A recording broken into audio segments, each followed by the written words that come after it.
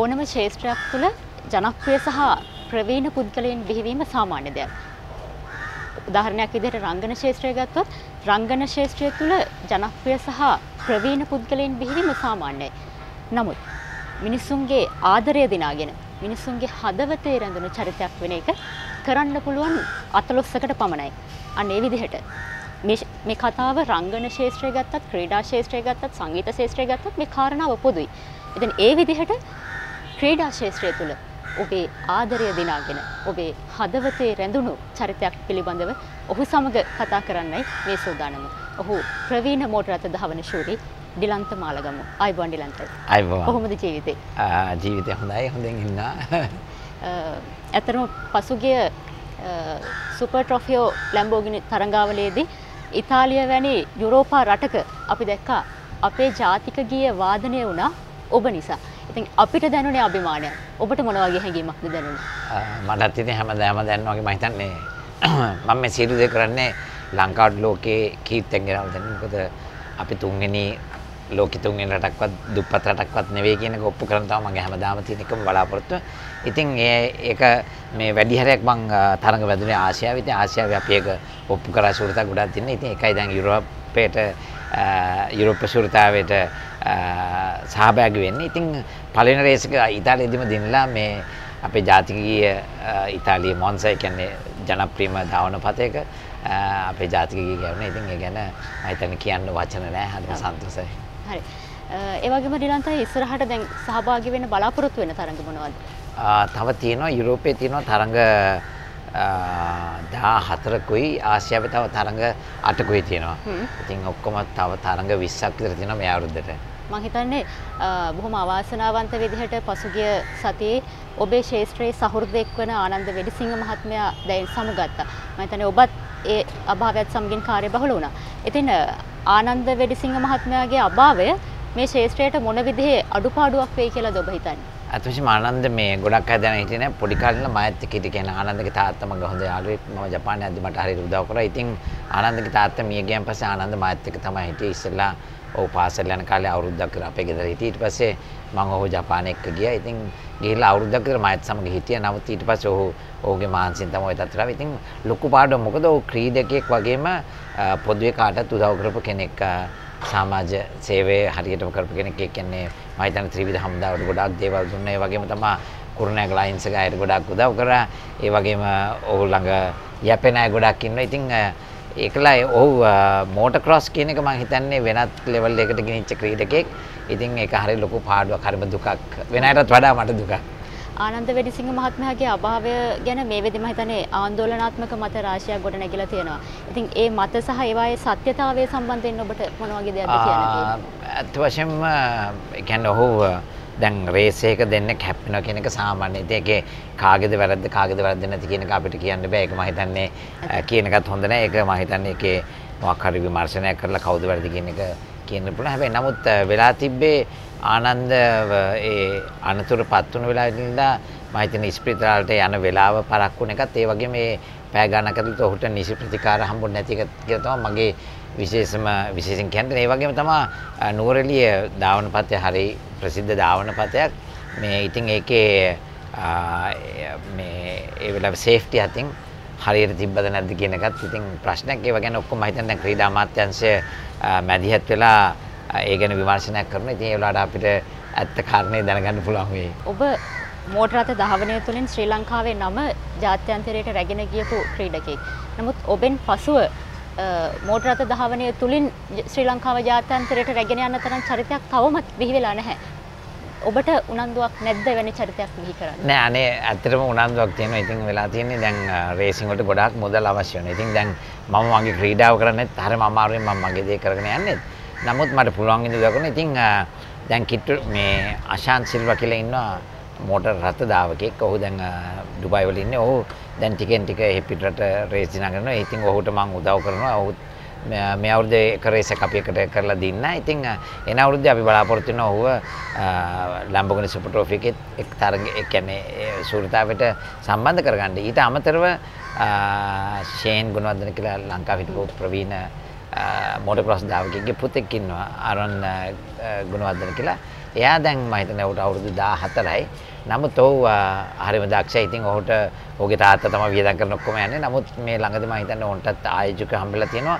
ඉතින් මට හිතෙනවා එයාව හරියට අපි හදාගත්තොත් ඒ වගේම ආයෝජක හම්බුනොත් ඔහු ලංකාවට ලොකු නමක් ගෙන. ඒ වගේම තමයි ආශානුත් මම හිතන්නේ හරියට ඔහුට අපිට මේ ආයෝජකයන් හම්බෙලා කරොත් ගමන යන්න පුළුවන්. අර එකම තියෙන ඉතින් මේ අර අපි ගියා වගේ තමුන්ම හම්බ කරගෙන යන්න එහෙම ඒ තත්වයකට ඒකට එන්න පුළුවන් වුණොත් ඊට වඩා ගමන ලේසි වෙනවා ඉතින්. ඔව්.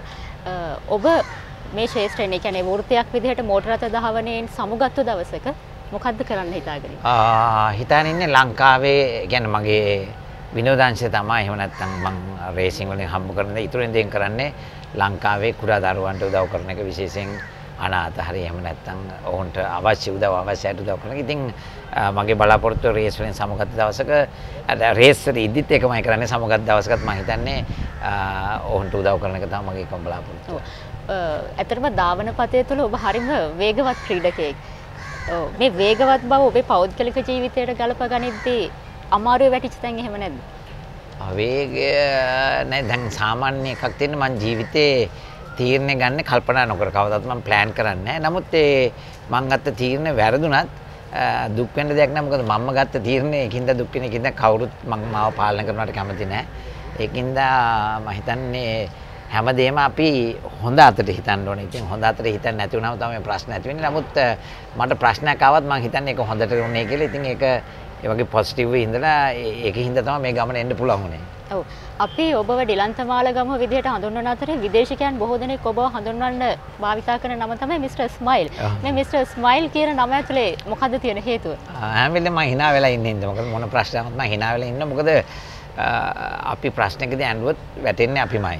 ඉතින් hina වෙලා හිටියොත් හැම ප්‍රශ්නෙම ගොඩ එන්නත් පුළුවන්. ඒ වගේම ඒ ගැන අපි දැඟලුවාට සත්තමට තරහ යන වෙලාවල් තියෙනවා. නමුත් 99.9ක් මම hina වෙලා තමයි ඉන්නේ. ඇත්තටම අවුරුදු ගානකට කලින් අපි දකිද්දි ඩිලන්ත අයියා මේ විදිහටමයි හිටියට. තවමත් ඔබ ඒ තරුණ පෙනුමෙන් ඉන්නවා. ඉතින් මම හිතන්නේ මොකක් හරි ඒකටත් හේතුවක් ඇති.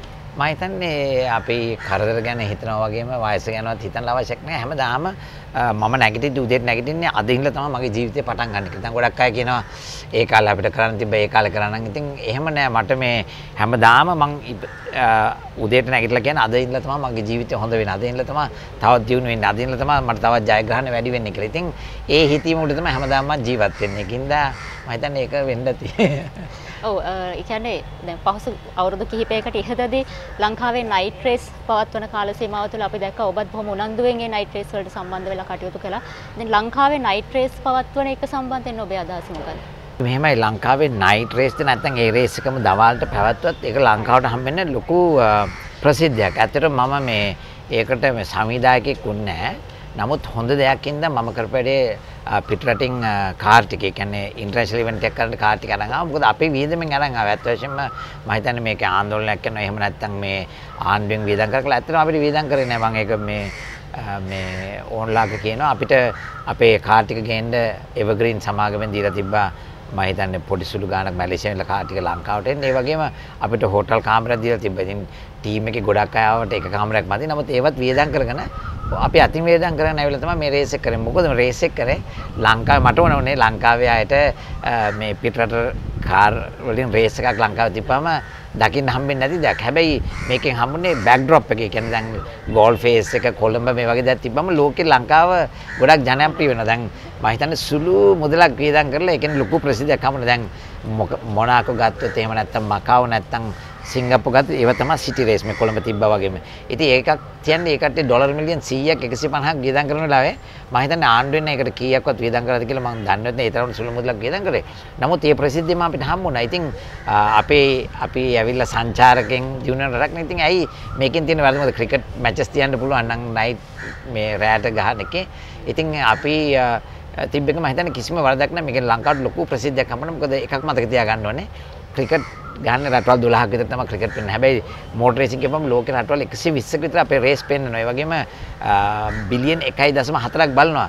ඉතින් සංචාරය කියන තැනට ලංකාව දැන් මුල් තැන දෙන්න හිතන්නේ. එහෙම දෙනවනම් මම හිතන්නේ මේ මෝටර රථ ක්‍රීඩාවෙන් ලොකු සේවයක් වුණේ. ඉතින් ඒක නවත්තක හරි අපරාධයක්. නමුත් මේ අයත් තියෙනවා නම් කවුරු තිබ්බත් මම ඒකට උදව් කරනවා. හරි. ඒ වගේම තමයි ඒ කියන්නේ ශ්‍රී ලංකා දජය ඔබේ රටේ ප්‍රදර්ශනය කරගෙන යාම නිසා ඔබට අනුග්‍රහකයන් බොහොමයක් මගහැරුණා. ඒ ගැන කතා කරමු. ඇත්ත වශයෙන්ම පටන් ගත්ත කාලේ අනුග්‍රහක ගොඩාක් නැති වුණා. මොකද මේ දොරේයි බොනට් එකේ තමයි ගණන්ම තැන. ඉතින් එතන තමයි මම ලංකාවේ කොඩිය ගහන ගිහින්. ඉතින් ඒකට ඒ දවස්වල ගොඩාක් අය මට කිව්වා ඔය අපරාධයක් කරන්නේ මේක ගල්වලා දෙන්න. නමුත් අද බැලුවොත් හිතේ මං කරපගේ අගේ මොකද මම හිතන්නේ ලංකාවේ 90%කට වඩා මට ආදරේ කට්ටිය. ඉතින් ඒකේ ඒ දවස්වල මං ඒ ලංකා කොඩිය ගල්ලා ඒ ටිකට මුදල් එහුවනම් මම හිතන්නේ මම මාත් මුදල් එක්කම මෙහෙ නැති වෙලා යයි. ඉතින් ඊට වඩා මම හැමදාම කියනවා වගේ ලෝකේ ක්‍රීඩකයන්ගෙන් සන්තෝෂෙන්ම ඉන්න ක්‍රීඩකයා මම. ඉතින් ඒ මොකුත් නෙමෙයි මේ ලංකාවේ නිහතමානීන්ගේ මිනිස්සුන්ගේ හම්බෙන ආදරේ. ඉතින් ඒ ආදරේ හම්බෙන්නේ මේ මම ඩිලන්ත මාලගම කියලා මේ ලැම්බෝගිනි කියලා වට නෙවෙයි ලංකාවේ නම ලෝකෙට ගෙනිච්චින්ද. ඉතින් මම හිතනවා මම කරපු දේ හරියටම හරි කියලා. ඔව් ඒ වගේම අපි මේ දවස්වල දකින්න දෙයක් තමයි අර කුඩා දරුවන් වෙනුවෙන් ඉදි කරන හදවත් ඒකකේ ලිටල් හાર્ට් වැඩසටහන වෙනුවෙන් මම හිතන්නේ ඔබ විශාල දායකත්වයක් සපයනවා. ඒ ගැන මොකද කියන්න තියෙන්නේ? අත් වශයෙන් මේ ලිටල් හાર્ට්ස් කියන්නේ ලේඩි රිජුවේ ඉස්පිතාල් මේ හදන ඒකකය මේ මොකද අපි අවුරුද්දකට දරුවන් 3000ක් විතර මිය යනවා. මිය යන්නේ මේ සනීප කරන්න බැරුව නෙවෙයි සනීප කරන්න පුළුවන්. හැබැයි ඒකට අවශ්‍ය දේවල් නැති හින්දා. ඉතින් ඒක මට අහපුවම මට හරි දුක හිතුණා. මොකද දැන් අපි පිළිකාවක් වගේ දෙයක් ගත්තොත් සනීප කරන්න බෑ. මේක සනීප කරන්න පුළුවන්කම තියෙද්දි මේ පහසුකම් නැති හින්දා ඉතින් මම දරුවන්ට හරි ආදරේ කිව්වා වගේ. ඒකින්ද මම හිතුවා මේකට ගොඩාක් වෙහෙස වෙන්න ඕනේ කියලා කරන්න බැරි දෙයක් නෙවෙයි. ඒකින්ද මම දැන් කියන්නේ අපි ජීවිතේ එක දවසක අපි ඉතින් අඩු ගානේ දවස් 20000 30000ක් ජීවත් වෙන මිනිස්සු එක දවසක ආදායම මේ වෙනුවෙන් ලංකාවේ දරුවෝ වෙනුවෙන් ඒ දරුවෝ තමයි කවදාද මේ ලංකාව ඉදිරියට ගෙනියන්නේ. ඒ දරුවෝ වෙනුවෙන් පරිත්‍යාග කරන්න කියලා මම ඉල්ලා සිටිනවා. ඔව් මම හිතන්නේ අපි ඊළඟට ඔබෙන් පුද්ගලික ප්‍රශ්නයක් අහන්න යනවා. අපි හිතනවා ඩිලන්ත අයියා මේ ප්‍රශ්නෙට අපිට අවංක උත්තරයක් දෙයි කියලා. ඒ කියන්නේ ඕනම ක්‍රීඩකයෙක් ඕනම රංගන ශිල්පියෙක් සහ ඕනම ගායකයෙක් වට එකතුණු පොදු රසික පිරිසක් ඇරුණාම ඉන්නවා අර පිස්සුවෙන් වගේ ආදරය කරන පිස්සුවෙන් වගේ හොයාගෙන ගිහිල්ලා විස්තර හොයන චරිතයක් කොහේ හරි ඉන්නවා. එතකොට ඩිලන්ත අයියට මේ වගේ චරිතයක් මේ වෙදි තාම මුණ ගැහිලා නැද්ද? අනේ නේ ගොඩාක් මුණ ගැහෙනවා. මම ගොඩාක් රසිකයෝ ඉන්නවා. ඉතින් ඒකට හම්බෙන්න ඕන කියපම මම ලංකාවෙන් ඉඳලා කියන එන්න හම්බෙන්න කියලා මම කොහේ හරි ගිහිල්ලා හම්බෙන්න. මොකද අපේ ජීවිතේ වගේ තිබ්බා. ඉතින් ඒක ඕම මොහොතකට හරි මම හිතන්නේ විනාඩියකට හරි තව කෙනෙක්ව සන්තෝෂ කරන්න පුළුවන්. ඒක තමයි ජීවිතේ විඳින්න පුළුවන් ලොකුම සන්තෝෂය. මොකද අපි ජීවත් වෙන්නේ ප්‍රේක්ෂකයෝ ඉන්නේ කියලා ඔවුන්වත් සන්තෝෂ කරන්න. ඒකින්ද මට හම්බුන හැම නිවාඩුවකම මම ඔවුන්ව හම්බ වෙනවා. ඒ වගේ හැමදාම මට කට්ටිය ලියලා වෙනවා. ඉතින් මම පුළුවන් තරම් කට්ටියව හම්බ වෙනවා. හොඳයි. මෝටර රථ ධාවනය සම්බන්ධයෙන් ශ්‍රී ලංකාව තුල අඩු ඉඩකඩක් හම්බ වෙලා තියෙද්දි මෝටර රථ ධාවනය තුලින් ශ්‍රී ලංකාවේ නම ජාත්‍යන්තරයට රැගෙන ගිය ඩිලන්ත මාලගමුව අපිට අභිමානයක්. ඉතින් interview.lk කණ්ඩායම සහ සියලුම ශ්‍රී ලාංකිකයන් වෙනුවෙන් අපි ප්‍රාර්ථනා කරන ඔබේ ඉදිරි කටයුතු සර්වපකාරයෙන්ම සාර්ථක වේවා. ඔබේ සියලු කටයුතු සාර්ථක කර ගැනීමට අවශ්‍ය ශක්තිය ධෛර්යය ලැබේවා කියලා. බොහොම ස්තුතියි. බොහොම ස්තුතියි.